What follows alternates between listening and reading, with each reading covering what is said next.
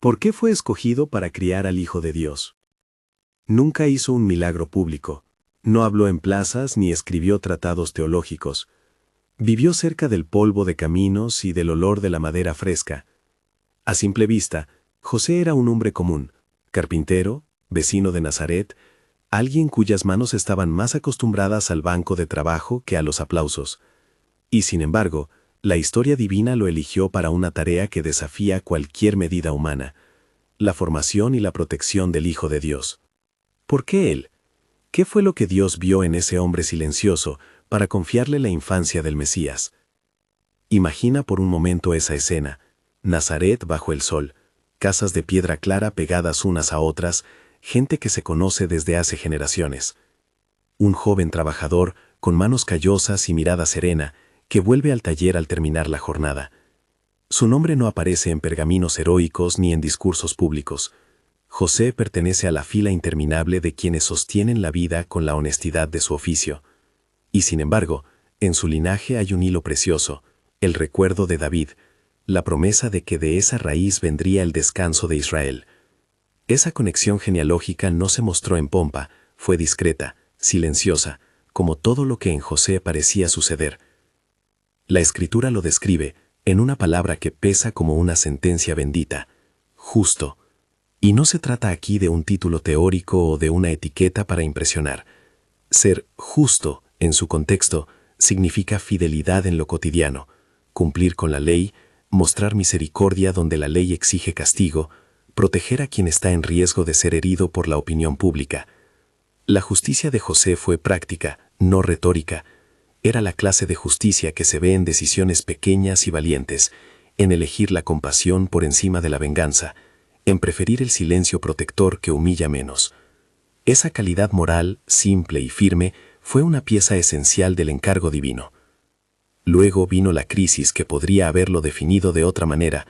María, la mujer comprometida con José, resulta estar encinta. Para José, esa noticia llegó como un terremoto interno. La ley y la costumbre podían interpretarlo como una afrenta que merecía reprobación pública. Su rostro, que pocas veces había mostrado ira, se llenó de preguntas que no aparecerán en ningún registro. ¿Cómo responder sin destruir? ¿Cómo defender la honra de María sin provocar escándalo? La tensión era real y desgarradora. Su propia integridad, la reputación de ella, la seguridad de ambos estaban en juego. Aquí descubrimos una primera respuesta a la pregunta del título. José no era un hombre dispuesto a exhibir justicia desde la altivez, sino a practicarla en la dificultad. Cuando un juicio fácil le ofrecía el alivio de la ira o la aceptación de la vergüenza pública, él optó por la misericordia y la discreción. Planeó actuar con prudencia para no exponer a María a la humillación pública. Esa elección no fue un gesto grandilocuente, fue una decisión silenciosa, tomada en la noche, en el diálogo interior de alguien que buscaba hacer lo que era recto. ¿Qué distingue a un líder espiritual o moral? A veces no la rapidez con la que habla, sino la calidad de sus decisiones en los momentos en que nadie observa. José eligió proteger y cuidar antes que condenar. Pero la historia no quedó en meras intenciones humanas. Dios intervino, como tantas veces lo hace en el entramado de lo cotidiano, no con estruendo, sino con la voz suave del sueño. Un mensajero apareció en su descanso nocturno, no para reprocharle, sino para aclararle el misterio. El hijo que María llevaba en su vientre era concebido por obra del Espíritu Santo. El niño sería llamado hijo, cumpliría la promesa davídica y traería salvación. Ese anuncio no transformó a José en un héroe de un día, lo transformó en alguien que debía obedecer con humildad. Es importante recalcar lo que aquí no se hizo. No se montó un espectáculo. El sueño del ángel no fue una escena para la historia humana, fue una instrucción precisa que requería respuesta práctica. José no recibió un manual de gloria, recibió un llamado a tomar a María por esposa, a asumir la responsabilidad social y familiar de aquel embarazo, que si no se le hubiera protegido, habría sido una amenaza para la vida del niño. La obediencia de José fue instantánea y concreta. No habría gestos grandiosos, sino obligaciones cumplidas: registrarse para el censo, emprender un viaje agotador, buscar un refugio cuando las circunstancias lo exigieron. El viaje a Belén, ordenado por el censo del imperio, muestra cómo Dios incorpora cosas ordinarias en su plan. No fue un capricho providencial que trajera a la familia a la ciudad de David, fue la manera en que la soberanía divina funciona a través de estructuras humanas. Imagínalo, la ruta polvorienta, la mula cansada, la noche que se acerca. María en avanzado estado de embarazo, José aguzando sentidos, atento a cada señal. En medio de la escasez de una ciudad llena de gente que había vuelto a su lugar de origen, no hubo lugar en la posada para ellos, no hubo música triunfal, solo el silencio humilde de un establo. Allí, entre la sencillez del pesebre y el olor de paja, se cumplió la promesa. El Creador eligió nacer en lo mínimo, y el guardián de ese nacimiento fue un hombre que entendía la dignidad del trabajo y la responsabilidad de la familia. La figura de José en esos momentos es la de un cuidador presente. No hay largas palabras registradas en los evangelios acerca de su reacción, pero las acciones hablan con claridad. Estuvo allí. En el silencio oloroso del establo cumplió el primer deber de toda paternidad, proteger, no solo con fuerza física, sino con cuidado, con ternura, con una presencia que recibe la vida y la acoge. Ese cuidado se repite luego en la urgencia que vendría, la amenaza política que se cierne sobre el recién nacido. La noticia del nacimiento se cruza pronto con el peligro. Herodes, con su paranoia acerca de un posible rival, convoca a los sabios, busca signos, y al enterarse de la amenaza, desata una violencia que obliga a la familia a huir. De nuevo, la voz de Dios habla a través de los sueños. José recibe la instrucción urgente de salir de inmediato hacia Egipto y esconder al niño. No es una historia de valor narrativo exaltado. Es una secuencia de obediencia rápida y práctica. Por la noche, bajo la protección de la sombra y la providencia, la familia toma la ruta del exilio. Un carpintero, su esposa y un niño recién nacido se convierten en refugiados. La fe se pone a prueba en la vulnerabilidad. Este episodio revela otra razón por la que José fue escogido, su capacidad para actuar con prontitud y confianza en la dirección divina cuando la vida se vuelve incierta. No se trata de una fe espectacular, sino de disposición para moverse cuando la voz del cielo señala el camino. La huida a Egipto no es un relato glorioso, es un test de obediencia, y la obediencia salva. Según el relato bíblico, esa acción protegió al niño de la mano cruel de Herodes y permitió que el propósito de Dios continuara su curso. Tras la muerte de Herodes, la dirección divina vuelve a indicarle que regrese. La familia vuelve entonces, pero no directamente a Belén ni a Jerusalén, se instala en Nazaret. Este regreso no es un ascenso triunfal, es la elección de la prudencia, de la discreción, de la vida humilde que preserva el crecimiento del niño sin la presión de la fama. José, el hombre que había seguido los sueños y las órdenes divinas, vuelve a su oficio.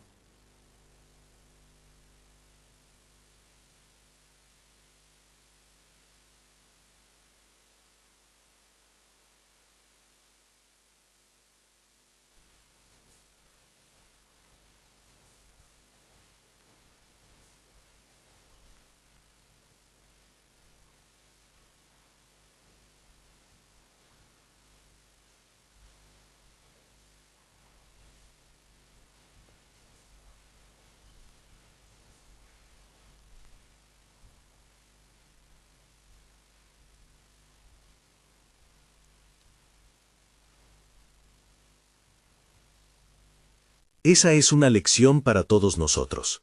La obra que sostiene los grandes acontecimientos no siempre aparece en los titulares, pero es indispensable. ¿Qué significa esto para ti, que escuchas? Quizá no eres un padre literal, quizá tu tarea es cuidar un equipo, sostener una familia, ser la presencia que no proclama, pero que asegura la vida de otros. El llamado de José llega hoy en forma de preguntas cotidianas. ¿Estoy disponible cuando Dios me pide una tarea incómoda?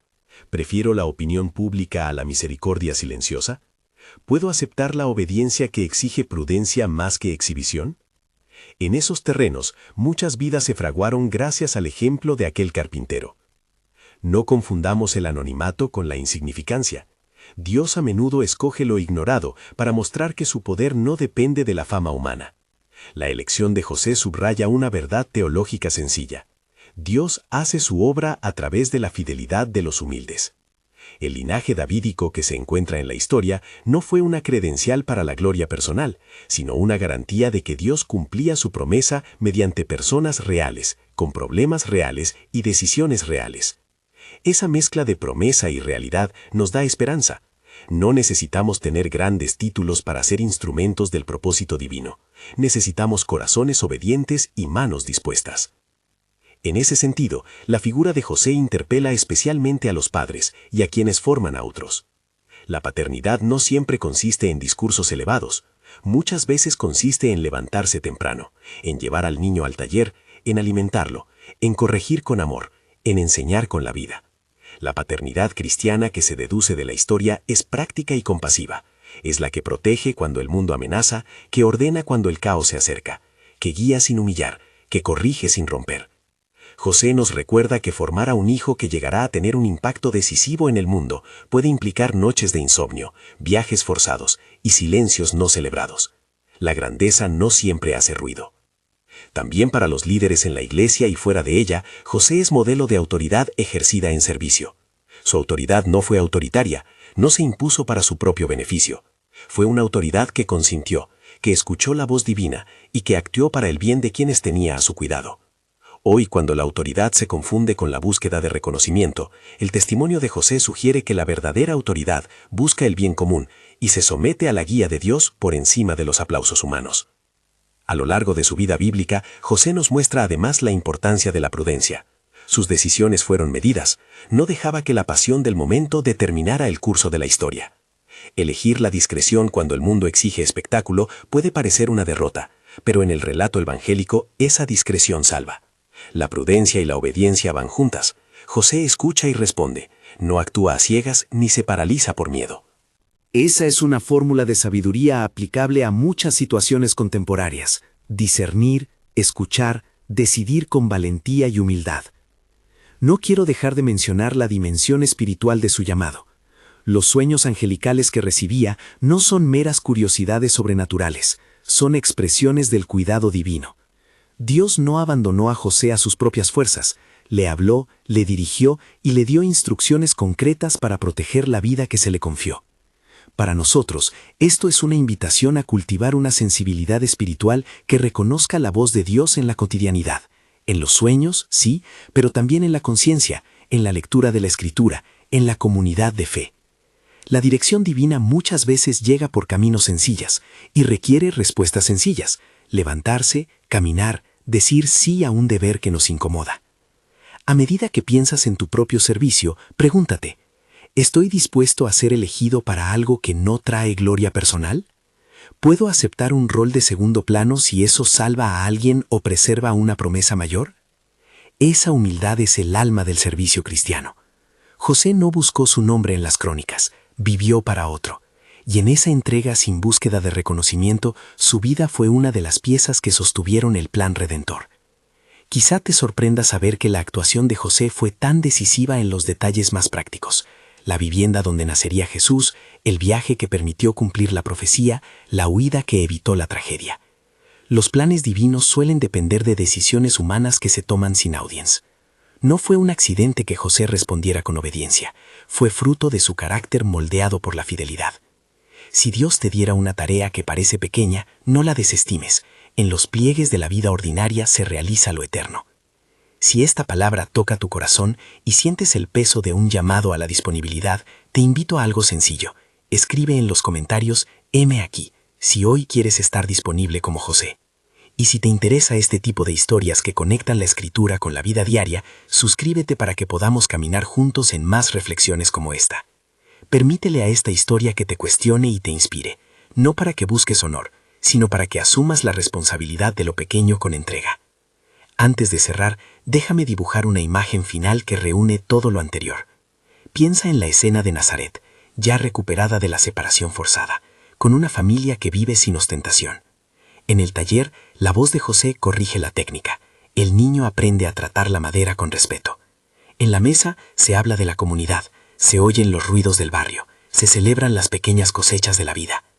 Esa cotidianidad, repetida día tras día, fue el crisol donde se formó el carácter que habría de enfrentarse luego a las pruebas públicas. El Hijo de Dios creció en un hogar donde la fidelidad no se enseñaba con teorías, sino con hábitos. Esa formación silenciosa sostiene la convicción de que Dios confió a José porque necesitaba a alguien que supiera el valor de la repetición y la constancia. podemos mirar la vida de José y extraer enseñanzas aplicables a nuestras relaciones más íntimas. Si eres padre, recuerda que tu autoridad se ejerce con servicio. Si eres esposo, aprende que proteger no es controlar, sino cuidar. Si eres jefe o líder, entiende que la credibilidad se gana con coherencia diaria. Y si te sientes invisible, no te desanimes. La invisibilidad puede ser lugar santo si allí actúas con justicia y amor. Quisiera terminar con una breve oración, pidiendo a Dios que nos dé lo que fue tan visible en José: disponibilidad, justicia práctica y obediencia humilde. Padre, te damos gracias por hombres y mujeres de fe que, como José, responden con fidelidad en lo cotidiano. Danos la gracia de estar disponibles cuando tú nos llames, de elegir la misericordia en lugar del juzgamiento, de obedecer cuando la senda nos lleve por caminos inciertos. Enséñanos a formar con paciencia, a proteger con sabiduría y servir sin buscar recompensas. Que nuestras manos trabajen con integridad y nuestros corazones estén siempre listos a decir sí a tu voluntad. Amén. José fue escogido porque su vida resumía lo que el mundo necesitaba para que el plan divino continuara. Un corazón disponible, una justicia que ama, una obediencia que actúa sin buscar aplausos. Si hoy te preguntas dónde encaja tu vida en la historia de Dios, recuerda que muchas veces la tarea más importante no aparece en el foco. El llamado puede ser al taller, a la mesa familiar, al hospital en las horas oscuras, a la sala de clases, donde nadie aplaude, pero se forma una generación nueva. No subestimes lo ordinario, allí se fragua la eternidad. Si este mensaje te ayudó, comparte este video con alguien que necesite recordar que la grandeza puede nacer del anonimato. Suscríbete para que podamos seguir explorando historias bíblicas y aprender juntas y juntos cómo aplicarlas en la vida diaria. Que la paz que sostuvo a José te sostenga hoy, y que tu fidelidad, aunque silenciosa, sea testimonio del Dios que obra en lo humilde.